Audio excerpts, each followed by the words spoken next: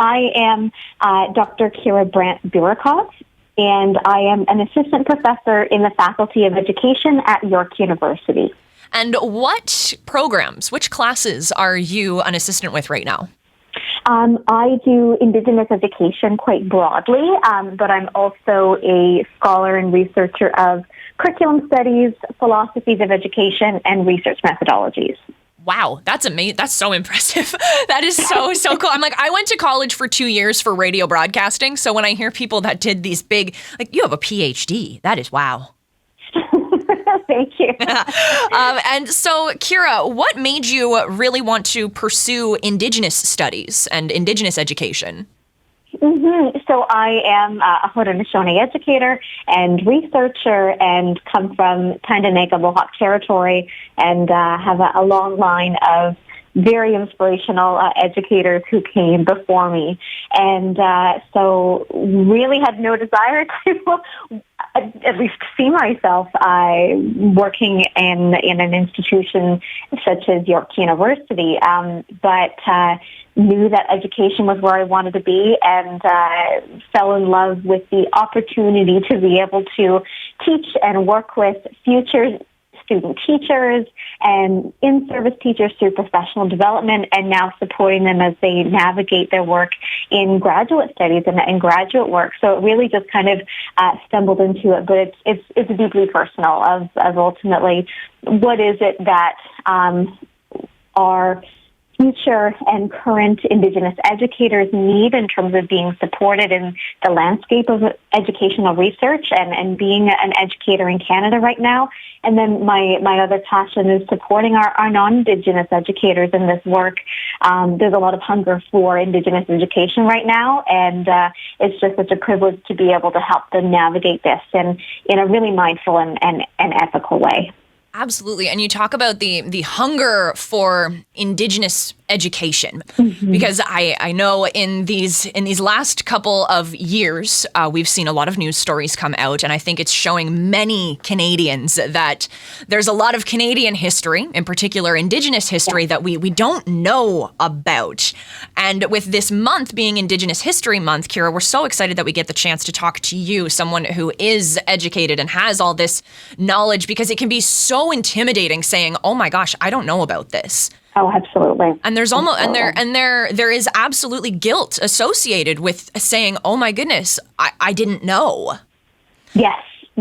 And I think that acknowledging that guilt is important, but it's also really important to recognize that, sitting with guilt or making people feel guilty is definitely not the intention of reconciliation, the intention of helping Canadians to feel educated and confident to be able to navigate these spaces, because at the end of the day, when we sit with guilt, it can feel really limiting and I think disempowering. And so we can acknowledge it and then ask ourselves, okay, now what? Now that I know what I know, what can I be doing, or where should my energies be directed? Absolutely. And when we're talking about wanting to take those first steps towards helping, towards getting educated on this history and towards healing, where do you recommend that we start? Especially for people that, like, I'm out of school. I'm not going to be going back into school anytime soon, but I do know that there's a lot of education that I missed. And so as far as your knowledge, Kiera, where do you think, when we talk about something, when we were emailing back and forth, the topic that came up is commitments and actions for everyday Canadians during Indigenous History Month. Where can we start? Absolutely. I think that one of the most important places to start is start with local. Who are local Indigenous communities and what is the history of this place? Do I understand that the treaties that cover this place and how this land came to be about? I think the most important thing is Indigenous peoples, we haven't gone anywhere. Our connection to land hasn't gone anywhere.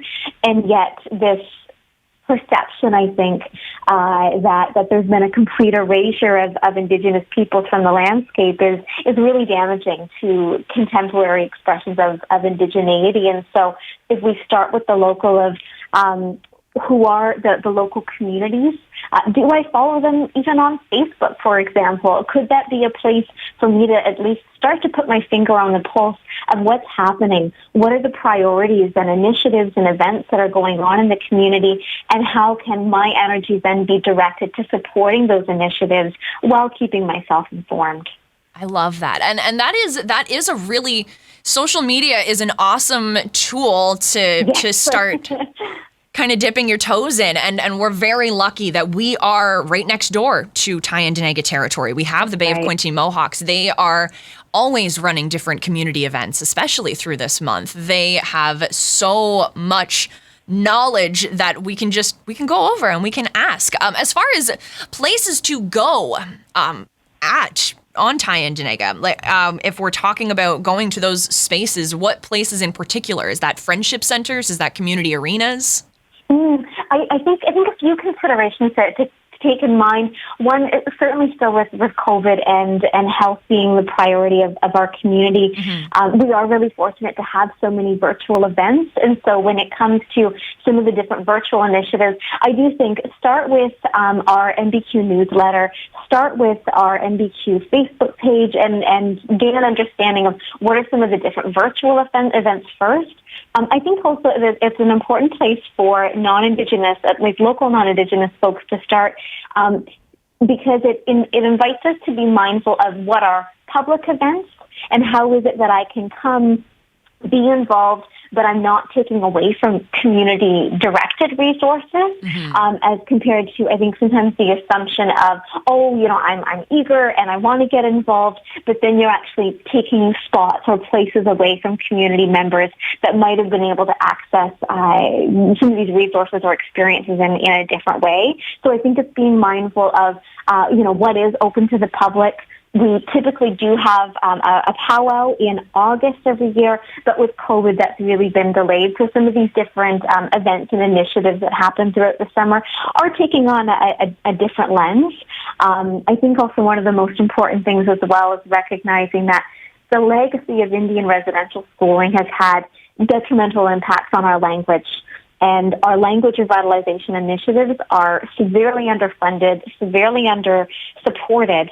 And so I think making ourselves aware of what are some of the local language revitalization initiatives and programs, and how is it that I could be involved in their different fundraisers or their different awareness campaigns. That's incredible. There's so many ways that people are able to get involved. And I know it's intimidating at the idea of, oh man, where do I start? But that's exactly why we're having this conversation. Like that right there was 3-4 different super tangible, super approachable ideas that we could all do. Whether you're looking to educate yourself, whether you are looking to share that knowledge and this learning with your kids. I think we're in a position now where I don't have kids in school, but I do think that we're maybe in a position now where kids going through school are learning some things that maybe the older demographic didn't learn. And maybe even it's just as simple as sitting with your kid and helping them with their history project. Oh, my goodness. Oh, absolutely. Our kids, as you said, they're coming up as the next leaders and having that opportunity for that education that so many of us didn't receive in school. And so that opportunity is really two-pronged of, one, being able to come to them and asking them and helping them with what it is that they're learning, but likewise also educating ourselves, being prepared to read, whether it's sitting down with a new book or through audiobooks and podcasts, so many YouTube videos, and really arming ourselves with that knowledge and awareness so that when they do come to us with those questions or hoping to really deepen their understanding with what they are learning at school, that we're also prepared to take up those conversations and join them on that learning journey. Oh, I love that. This is incredible. I think I've asked you the biggest questions that I really wanted to ask you, Kiera. I think now is a good time to ask you, is there anything that you would especially like to add that you think is important to highlight this Indigenous History Month? I think when it comes to even conceptualizing or engaging with this understanding of Indigenous History Month, it's an opportunity to engage with what is the history of this place and what are the legacies of this history. But it also is really important for us to attend to the present. So to not kind of I think quite literally like historicize the past or historicize history, in that it's something that's quite far removed. It's the legacies of colonization. It's the legacies of this history that we can study that has direct impact and implications for our communities today. And so, yes, it's about history, but it's about understanding history to better inform us about context to make change for tomorrow. And so sitting down with kind of history books or this image of the past can do more harm than good if we're not really then thinking about how does this implicate me? How does this inform what I can be doing now and what needs to change for tomorrow? Yeah, it's not just looking back at what has happened. It's looking at what happened, how is that created today, and how are we going to be better going forward every day? Absolutely. Absolutely. Oh, I love that. Thank you so much, Kiera, for all of your incredible knowledge on this, for sharing your words with us. Beautiful. Thank you so much, Emma. And thank you to just this initiative to seeing this commitment. And I grew up in Tyndonega and, listening to all of these radio stations, and rarely did I feel like there was an opportunity to engage with the fact that Indigenous people are here and Mohawk people are here. And so the thought of getting the email from Kay and having this opportunity, I'm like, man, like for Bellvillians to engage in this conversation and hearing this on the radio, and likewise for Tyndonega to also hear like someone from the community speaking about this, it's something I don't take lightly. I'm so fortunate to be a part of it.